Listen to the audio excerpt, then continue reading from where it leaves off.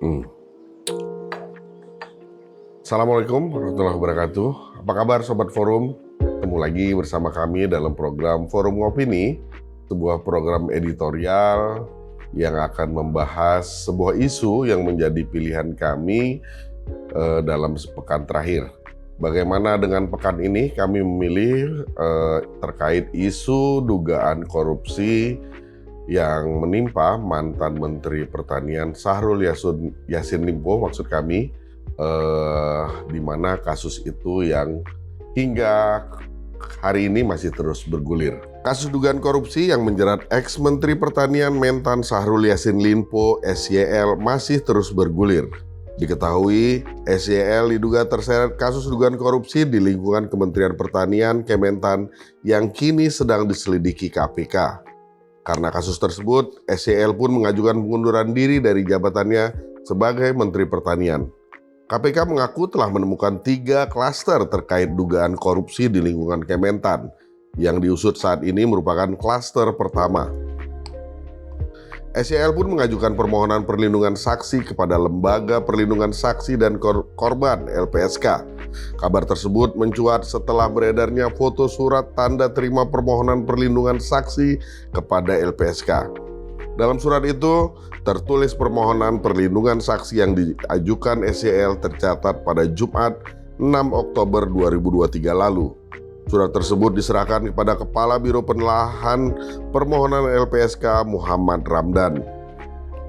Usai beredarnya kabar ini, KPK lewat Kabag Pemberitaan KPK Ali Fikri pada Senin 9 Oktober menyatakan bahwa penanganan kasus dugaan korupsi di Kementan tidak terganggu meski SYL mengajukan perlindungan ke LPSK. Ali berharap langkah yang dilakukan SYL bukanlah modus untuk menghindari proses hukum. Terkait perlindungan yang diajukan SYL, Ali mengatakan setiap saksi dan korban berhak mengajukan permohonan tersebut. Hanya saja, Ali mengingatkan ada ketentuan agar seseorang dapat dilindungi, yakni ketika yang bersangkutan berstatus sebagai saksi atau korban, bukan pelaku.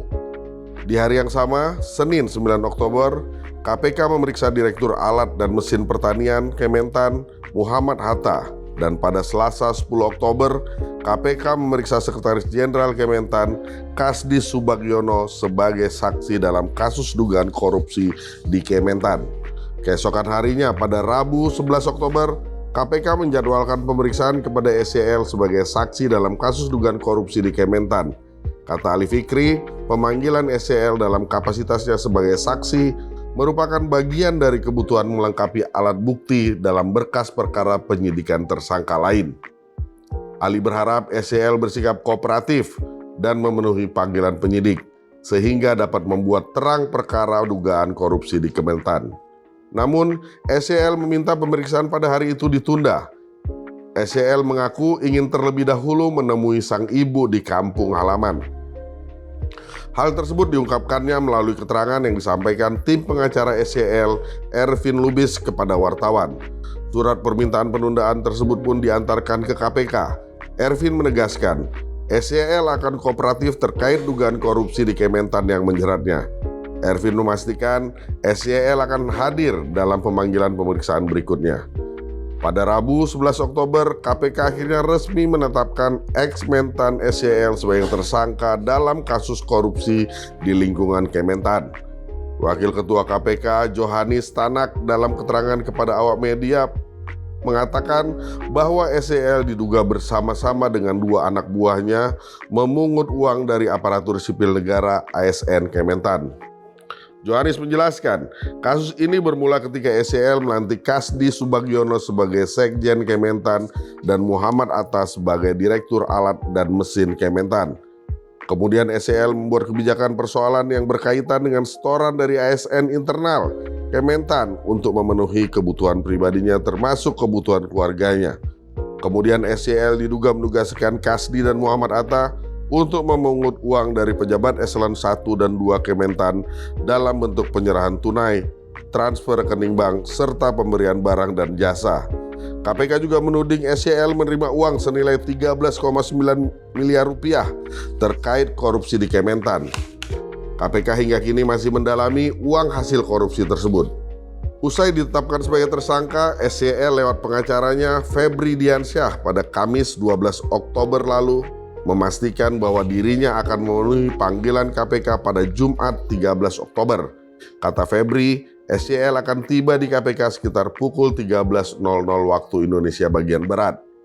Lewat keterangan tertulis yang disebarluaskan oleh Febri Diansyah, SYL akan kembali ke Jakarta sebagai wujud komitmennya untuk kooperatif menghadapi proses hukum di KPK.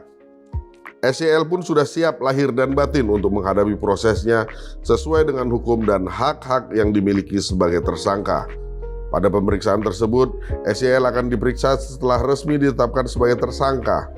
SYL berharap kasus dugaan korupsi oleh KPK tersebut tidak dilatar belakangi oleh kepentingan politik. Selain SYL, KPK juga menetapkan Sekjen Kementan Kasdi Subagiono dan Direktur Alat dan Mesin Pertanian Direktorat Jenderal Prasarana dan Sarana Kementan Muhammad Hatta sebagai tersangka. Kasdi langsung ditahan setelah pemeriksaan pada Rabu 11 Oktober lalu. Kasdi ditahan selama 20 hari hingga 30 Oktober. Sementara SYL dan Hatta belum ditahan karena sama-sama absen pada pemeriksaan sebelumnya. Namun, usai SYL memberikan keterangan bahwa dirinya akan datang dalam pemeriksaan pada Jumat 13 Oktober, KPK ternyata menjemput paksa SYL pada Kamis 12 Oktober malam. SYL tiba di Gedung Merah Putih KPK Jakarta Selatan sekitar pukul 19.17 waktu Indonesia bagian Barat. Saat tiba di gedung KPK, SYL tampak mengenakan topi, masker putih, kemeja putih, dan jaket kulit berwarna hitam. Berdasarkan informasi, SYL dijemput paksa di sebuah stasiun televisi ketika ia rencananya akan tampil menjadi narasumber di sana. Setelah penjemputan paksa SYL, Partai Nasdem pun menuding ada kesewenang-wenangan yang dilakukan oleh KPK. Hal tersebut diungkapkan oleh Bendahara Partai Nasdem Ahmad Saroni di Nasdem Tower, Jakarta Pusat pada Kamis 12 Oktober malam. Menurutnya, penangkapan SYL itu tidak didasari hukum acara yang sebagaimana mestinya. Saroni lantas mempertanyakan kenapa KPK terburu-buru menangkap SYL, sementara SYL bersedia hadir dalam pemeriksaan pada Jumat 13 Oktober. Sementara itu, Kabag Pemberitaan KPK Ali Fikri pada Kamis malam menjelaskan bahwa penjemputan paksa SYL karena khawatir ia akan melarikan diri dan menghilangkan bukti. Ali menjelaskan, saat penangkapan SYL, KPK memiliki dasar hukum yang kuat. Selain itu, KPK juga sudah memberikan ruang terhadap SYL untuk memenuhi panggilan, tetapi yang bersangkutan tidak dapat hadir. Menurut Ali, KPK mendapat informasi SYL sudah tiba di Jakarta sejak Kamis malam dan KPK menunggu kehadiran SYL.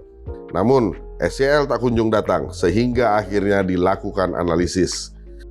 Selain pihak Nasdem yang akan bicara soal penjemputan paksa SYL Kamis malam, pengacara SYL Febri Diansyah di Gedung Merah Putih KPK Jumat 13 Oktober dini hari juga membeberkan kejanggalan terhadap surat panggilan pemeriksaan dan penangkapan SYL. Alasannya, keduanya sama-sama tertanggal 11 Oktober 2023. Febri pun menilai ada sesuatu yang janggal di balik penangkapan SYL karena sudah ada kesepakatan dengan tim penyidik KPK untuk melakukan pemeriksaan pada Jumat 13 Oktober. Diketahui, surat panggilan pemeriksaan tersebut ditandatangani oleh Direktur Penyidikan KPK Brigjen Aksep Guntur Rahayu. Sedangkan surat perintah penangkapan ditandatangani oleh Ketua KPK Firly Bahuri. Inilah yang membuatnya menyebut ada kejanggalan, namun tidak tahu dilatar belakangi oleh apa. Febri pun mengaku hingga pukul 00.30 waktu Indonesia bagian Barat belum diperbolehkan menemui dan mendampingi SYL. Alasannya karena ia sempat diperiksa sebagai saksi dalam kasus yang menjeratnya.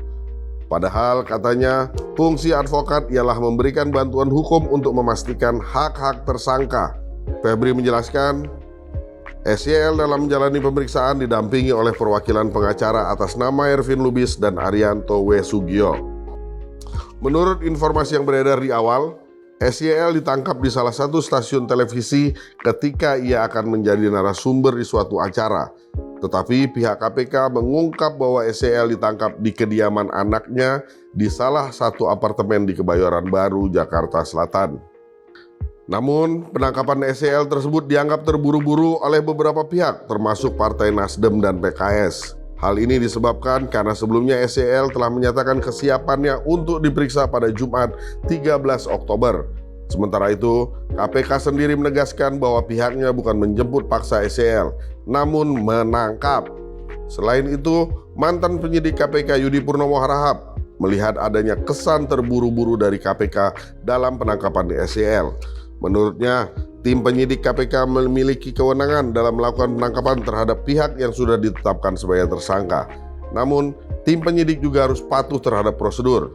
Kata Yudi, jika ada urgensi dalam upaya penjemputan paksa itu, maka tidak perlu dilakukan. Terlebih lagi, Yudi menilai bahwa pihak SEL kooperatif dan rencananya akan memenuhi panggilan KPK pada Jumat 13 Oktober. Namun ia justru ditangkap di kawasan Jakarta Selatan pada Kamis 12 Oktober malam. Terlebih lagi, surat penangkapan SEL ditandatangani langsung oleh Ketua KPK Firly Bahuri yang dituduh melakukan pemerasan terhadap SYL. Menurut Yudi, penangkapan tersebut dilakukan seolah-olah Firly ingin memperlihatkan kekuasaannya. Sejak awal pemberitaan tentang SEL yang diduga terjerat kasus korupsi di lingkungan Kementan, banyak sekali yang mengatakan bahwa kemunculan kasus ini sebagai salah satu cara memperburuk citra Partai Nasdem dan juga akhirnya menurunkan elektabilitas Anies Baswedan yang sejatinya merupakan bakal calon presiden yang diusung oleh Partai Nasdem. Namun, semakin lama kasus ini bergulir, usaha-usaha melarikan diri dari SEL begitu terlihat. Contohnya, seperti kabar hilang dirinya di Eropa beberapa waktu lalu.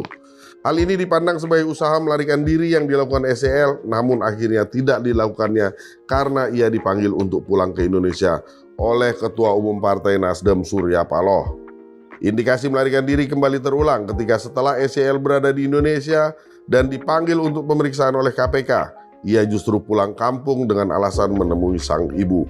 Dua hal ini dapat dipandang sebagai usaha melarikan diri dan juga menghilangkan barang bukti yang dilakukan SEL karena ia seakan memiliki waktu untuk dapat melakukan itu. Dengan kemungkinan yang dilakukan oleh SEL tersebut, akhirnya KPK menangkap SEL sebelum ia mendatangi KPK untuk pemeriksaan sebagai tersangka pada Jumat kemarin.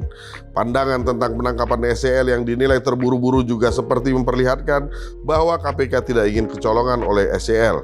Surat perintah penangkapan yang ditandatangani langsung oleh Firly Bahuri menandakan bahwa orang yang memerintahkan penangkapan terhadap SEL adalah Firly. Hal ini memunculkan spekulasi bahwa Firly seperti tidak ingin SEL banyak berbicara kepada berbagai pihak tentang yang sebenarnya terjadi di kasus lain yang berkaitan dengan mereka, yakni pemerasan yang diduga dilakukan oleh pimpinan KPK kepada SEL. Kasus tersebut adalah kasus yang berbeda dengan kasus korupsi yang menjerat SEL. Namun dalam kasus itu ada nama Firly yang ikut terseret. Sikap Firly ini seperti tidak mau kalah start dari SEL. Jabatan dan kekuasaan di KPK yang dimiliki Firly sangat dimanfaatkan dengan baik untuk menangkap SEL sebagai tersangka korupsi, bahkan sebagai lawannya dalam kasus pemerasan pimpinan KPK. Episode demi episode terus berlalu terkait dugaan korupsi yang menimpa Syahrul Yassin Limpo sebagai mantan Menteri Kementerian Pertanian. Tentu saja ini akan menimbulkan berbagai polemik di masyarakat. Adakah kaitannya dengan isu politik karena ini menjelang tahun politik?